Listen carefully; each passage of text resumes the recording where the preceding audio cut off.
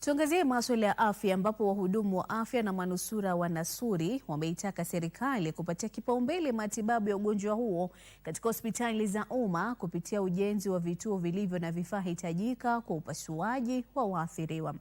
Wito huo umetolewa huku Wakfu wa Fistula ambao ni shirika lisilo la serikali ukizidisha juhudi za kutoa huduma za matibabu kwa wagonjwa wa Nasuri. Ni asubuhi yenye utulivu katika kijiji cha Kochich katika kaunti ndogo ya Rachonyo. Tunakutana na Drusilla Okello Ouma ambaye anaendelea na shughuli za kawaida kwenye boma lake. Lakini licha ya kuonekana mtulivu, Drusilla na makovu ya masononeko na unyanyapaa kipindi cha zaidi ya miongo mitano. Drusilla aligunduliwa kuwa na ugonjwa wa Nasuri mwaka 1974. Tena hii shida ameshika yeye akiwa alizaa mtoto mmoja karudi. Uni mtoto ndio natoa na furuta na hii chuma na kuwa kubwa. Sasa mtoto kama na furuta na chuma ndio natoka kama na saa kufa. Ndio nalala siku 2 kwa labor ward.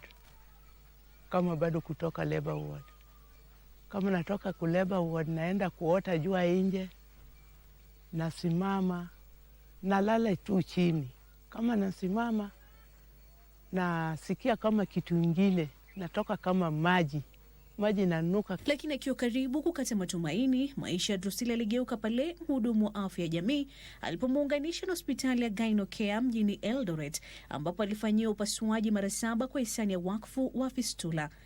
Naenda Eldoret, nafanyia mara 7 mpaka mimi napona. Sasa nafikiri Mungu. Kwa sasa Drusilla amekuwa wakala wa kuwatambua wanawake wanaoteseka kimya kimya na kuelekeza wanakoweza kupata usaidizi. Masaibu ya Drusilla yanasahibiana na yale ya Pauline Morasi, mkazi wa kijiji cha Kengoga, Kuria Mashariki. Kapatikana niko na uvimbe kwa uzazi. Na kwa hiyo uzazi tena kulikuwa na growth. Sasa wakaniambia hiyo uvimbe hawatatoa uvimbe yenyewe, watatoa uvimbe pamoja na uzazi. Kaja nikalala siku 4. Siku ya 5 ndio nikaanza kutoka hiyo haja ya mkojo bila kusimama. Wakati nilikuwa mgonjwa, singeweza kwenda biashara. Maana singejua kutembea, singejua kukaa kwa wenzangu. Morasi amesajiliwa kwenye mpango na ulenga kuwapa waathiriwa wa Nasuri maisha mapya kwenye hospitali ya Gynocare ambako amepata mafunzo ya ujuzi wa biashara.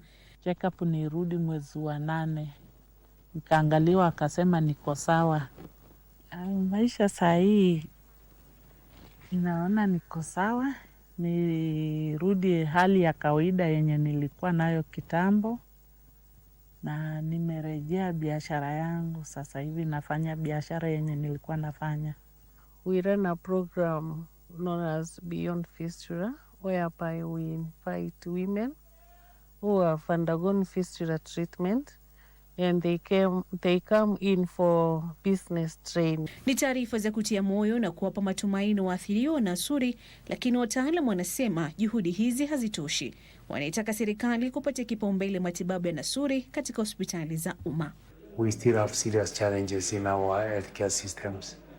Number 1, before there was, for example, Linda Mama could walk into the hospital get delivery. But now we have SHA. SHA does not mean that if a patient walks to the hospital, she can be given free treatment. That means that some mothers have opted to deliver at home. So we are still having serious challenges in terms of mothers getting to the hospital in time for a timely delivery or a timely cesarean section in skilled hands. Here to attend to a training of healthcare providers from Kenyatta National Hospital, 4 nurses who are undertaking a fistula treatment management training for 2 weeks. We have also a fistula surgeon who is on training.